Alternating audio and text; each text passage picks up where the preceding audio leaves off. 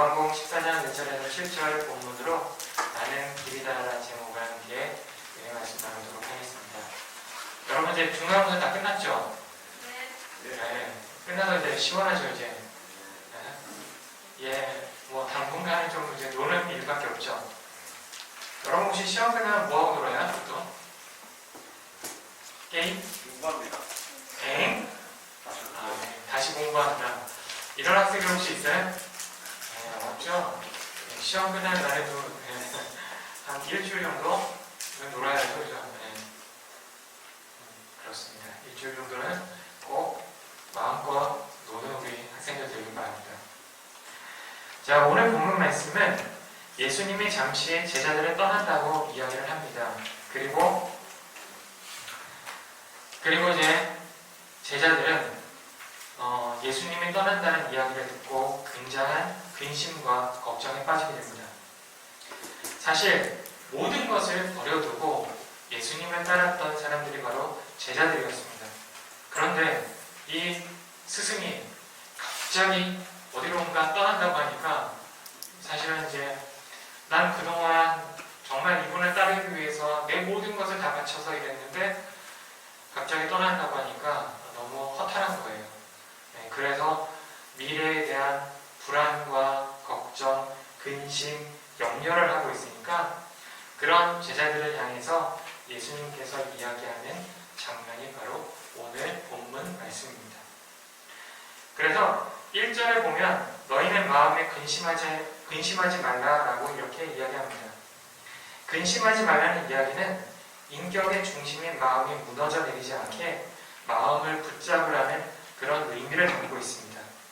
그리고 외부 상황에 과도하게 영향을 받지 말라는 그런 이야기입니다. 하지만 사람은 누구나 외부에 영향을 받습니다. 사실 특히나 우리나라 사람들은 더더욱 그런 것 같습니다. 여러분 만약에 길거리를 지나가요. 여러분들이. 그리고 중학생은 고등학생쯤 돼 보이는 이 형이나 아니면 뭐 누나 뭐 이런 사람들은 쳐다봐요. 그럼 어떻게 될까요? 계속 이렇게 쳐다보고 가요. 그럼 어떻게 돼요? 보통은요, 약간 시비가 붙어요. 그렇지 않아요? 너 왜 나 쳐다봐? 이렇게 시비가 붙어요. 특히 우리나라 사람들은 굉장히 쳐다보는 것에 대해서 되게 민감한 반응을 가지고 있어요. 여러분들이 만약에 외국 사람들, 특히 서양 사람들, 아니면 뭐 영국이나 아니면 독일이나 이탈리아나 이런 사람들 만나게 되면은 여러분들이 쳐다보면은 어떤 반응일 것 같아요? 그 사람들은 그냥 쳐다보면은 같이 쳐다봐요. 그러면서 하이 이렇게 안녕 뭐 이렇게 싱긋 이렇게 웃어요. 네, 그런 반응이에요. 근데 우리나라 사람들은 특히 우리나라 사람들을 비롯해서 이 동양권에 있는 사람들은 쳐다보게 되면은 이 사람이 약간 공격적으로 가네요. 뭐 요즘은 잘 모르겠지만 전사님이 되게 어릴 때만 해도 전사님 여러분들 나이 때만 해도 쳐다보면은 함부로 쳐다봤다가는 야 너 뭐 갈고 이렇게 와 일로 와 주먹으로 뻥 맞아요 진짜. 그런 이제 쪽이었는데 그래서 사실은 제가 중학교 시절엔 되게 호기심이 굉장히 많았거든요. 제가 여러분들 이제 나이 때는 이제 고등학교 시절만 되니까 이제 경험을 알잖아요. 몇 번 맞아보면 이제 더 이상 이제 사람 쳐다보면 안 되겠구나 이제 경험을 아는데 중학교 때는 그런 경험이 없었으니까 지나가다가 이제 중학교 1학년 때 이제 중3 형이었다가 딱 쳐다봤어요. 그랬더니 너 일로 와 하고 나더니 진짜 이제 길거리에서 맞았던 적이 있거든요. 요즘은 안 그러죠? 네, 여러분들은 되게 좋은 시대에 살고 있습니다.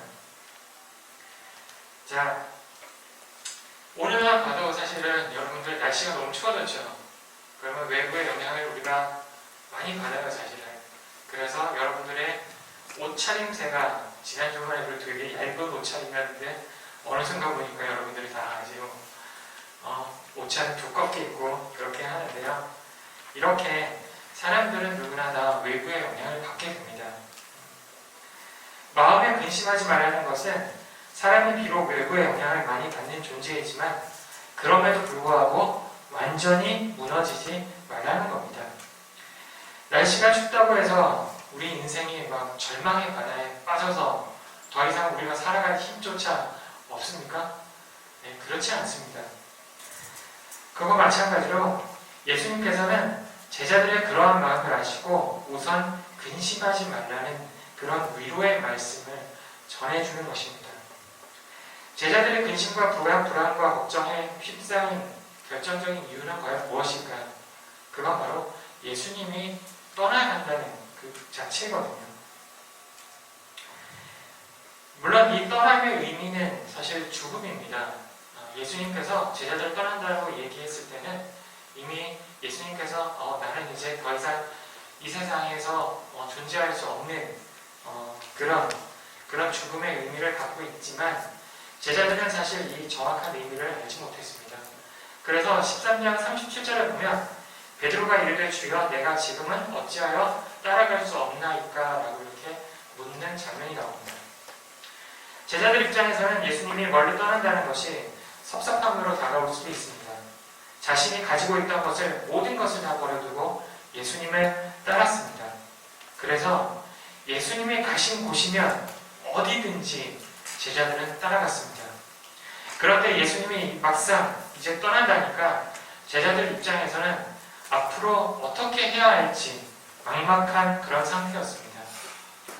예수님께서 밝히기를 제자 중 한 사람이 자신을 팔 것이라는 이야기를 하고 베드로가 닭이 3번 울기 전에 예수님을 3번 부인할 것이라는 그런 이야기도 들었습니다.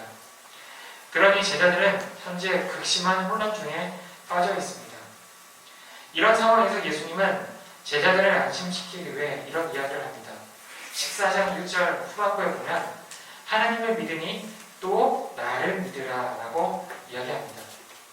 이 이야기는 지금 눈앞에 있는 현실을 보지 말고 자신을 보내신 아버지 하나님 그리고 자신의 모든 메시지와 사역을 책임져 주실 하나님을 믿고 순종하기 위해 나아가는 예수님 자신의 결단을 믿으라는 것입니다.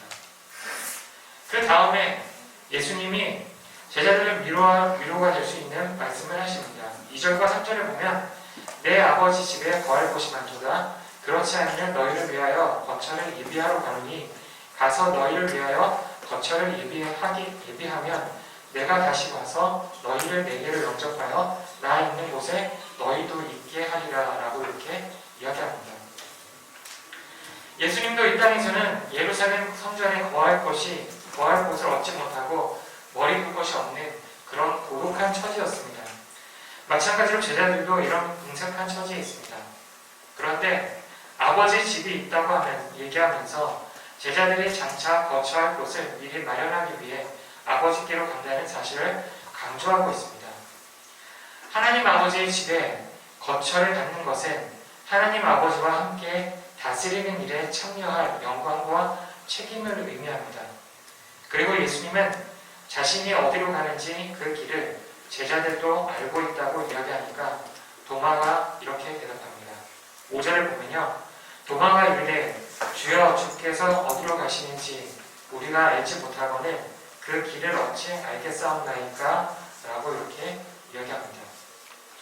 자, 예수님께서 가시는 길은 어디인가요? 그것은 아버지께로 가는 길입니다.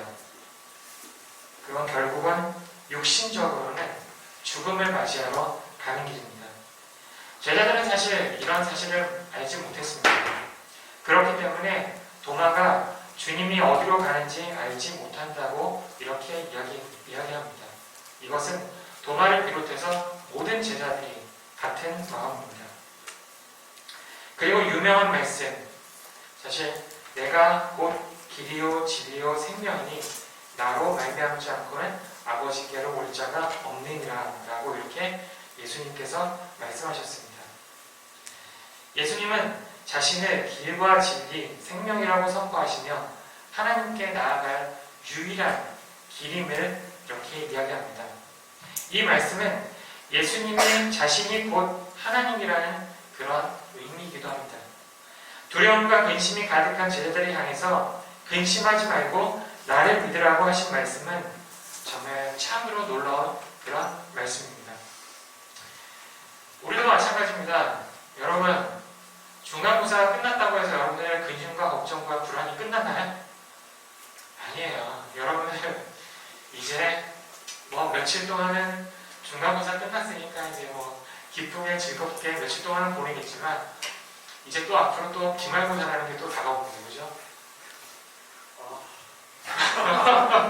그거 봐서 기말고사 얘기하니까 한숨 쉬고 마찬가지예요. 그러면 중학생들은 중학교 졸업하면 이제 모든 게 다 끝이라고 생각하세요? 아니에요. 여러분 고등학교 들어가면요, 여러분 해야 할 공부가 더 많아요.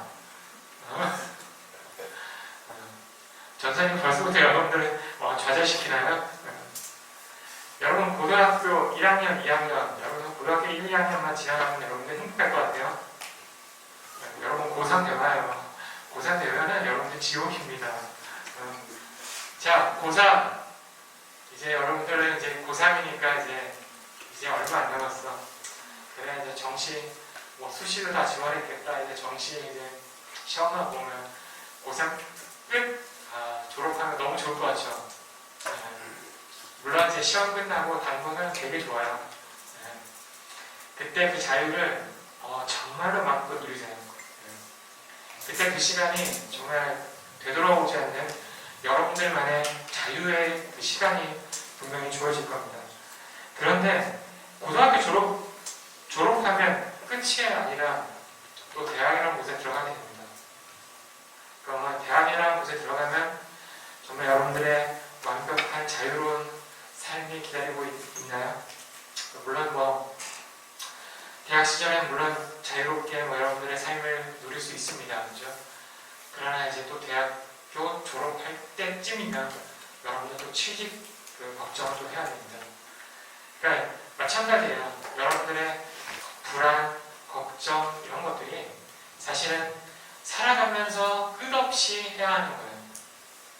그렇다면 여러분 어른이 되었다고 해서 자, 우리 여기 어른이신 우리 선생님들 몇 분 계십니다. 그죠? 자, 우리 선생님들은 그럼 걱정, 근심, 불안 없을까요? 그렇지 않습니다. 예. 어른은 또 어른에 맡는 걱정과 불안과 근심들이 있습니다. 여러분들을 과연 비교할 수 없을 정도로 그 걱정과 근심과 불안들이 더 큽니다. 자, 우리 학생들은 여러분 나름의 고민을 안고 살아갈 겁니다. 이 이야기는 여러분들의 부모님들도 사실은 나름의 고민과 걱정을 안고 살아갑니다. 이 고민이 사실은 끝나는 날이 언제냐면 언제일 것 같아요? 우리가 예수님을 믿고 의지하며 살아갈 때입니다. 물론 고민이 끝날 때는 사실은 완전한 고민이 끝날 때는 사실 우리가 죽을 때가 사실 완전한 고민이 끝날 때예요. 그렇지만 우리가 이 땅 가운데 살아가면서 정말 우리의 그 걱정과 근심과 불안을 끝낼 때가 언제냐면 여러분들의 모든 걱정과 근심과 불안을 예수님께 맡길 때 이게 끝나게 됩니다. 세상이 줄 수 없는 참된 평안이 그래서 예수님께 있음을 믿고 의지할 수 있는 우리 학생들 되길 소망합니다. 예수님은 이제 제자들과 떠나면서 동시에 영원히 제자들과 함께하기를 원하고 계십니다. 그래서 7절 말씀을 제자들에게 남깁니다. 너희가 나를 알았더라면 내 아버지도 알았으리로다. 이제부터는 너희가 그를 알았고 또 보았느니라. 자, 예수님을 알았다는 것은 어떤 의미인가요? 바로 아버지 하나님도 알았다는 그런 의미입니다. 그래서 진정한 평안, 우리가 진정한 걱정을 갖다가 덜어줄 수 있는 분은 바로 하나님이라는 사실입니다. 예수님의 이런 이야기에 제자들은 의미를 알아내기 어려웠습니다. 만약 우리가 그 시대에 예수님을 만났더라면 마찬가지였을 것입니다. 예수님을 본 것이 아버지 하나님을 본 것과 어떤 점에서 같은 경험이었는지 사실은 잘 이해하기가 힘들었을 것입니다. 우리가 읽은 본문 말씀 뒤에 8절에 보면 빌립이 이렇게 이야기합니다. 주여, 아버지를 우리에게 보여주옵소서. 여전히 제자들은 예수님이 그저 스승으로만 인식하고 있을 뿐 예수님이 그리스도라는 사실을 알지 못했습니다. 그런 제자들을 보면서 이제 아버지께로 가야 할 예수님은 더없이 안타까움으로 이렇게 이야기합니다. 나를 본 자는 아버지를 보았거늘 어찌하여 아버지를 보리라 하느냐. 자, 우리 학생들에게 예수님은 어떤 분이세요? 정말 여러분들에게 예수님은 나의 주인이자 나의 주님이신가요?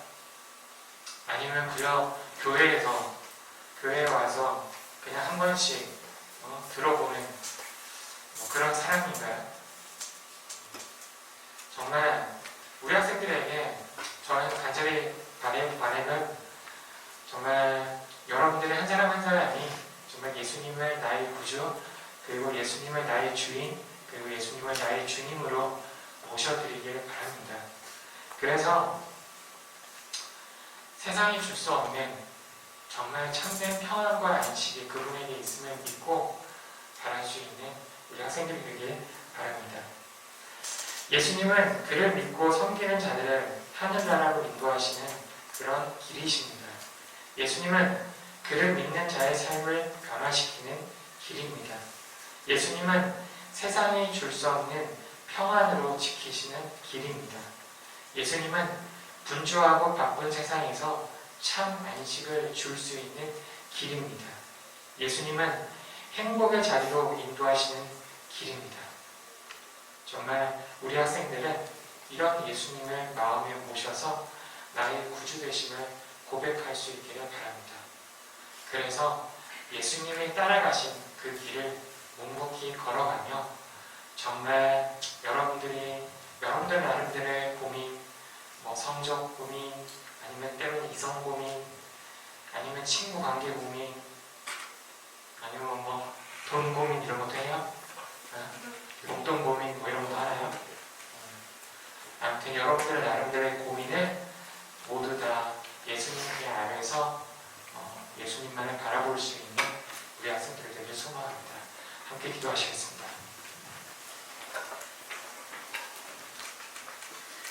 사랑하는 아버지 하나님 은혜를 감사드립니다. 주님, 우리 학생들이 나름의 고민들을 안고 살아갑니다. 비록 이제 중간고사가 끝났지만 또 이제 기말고사가 또 있습니다. 이런 시험들, 그리고 친구 관계들, 아니면 선생님과의 관계, 아니면 주변 사람들과의 관계, 이 모든 것들이 사실은 감당하기 어려울 때도 있습니다. 그럴 때마다 정말 예수님을 바라볼 수 있도록 인도해 주시고 예수님이 정말 나의 길이 되심을 고백할 수 있는 우리 친구들이 될 수 있도록 인도해 주시옵소서. 함께 해주실 겁니다.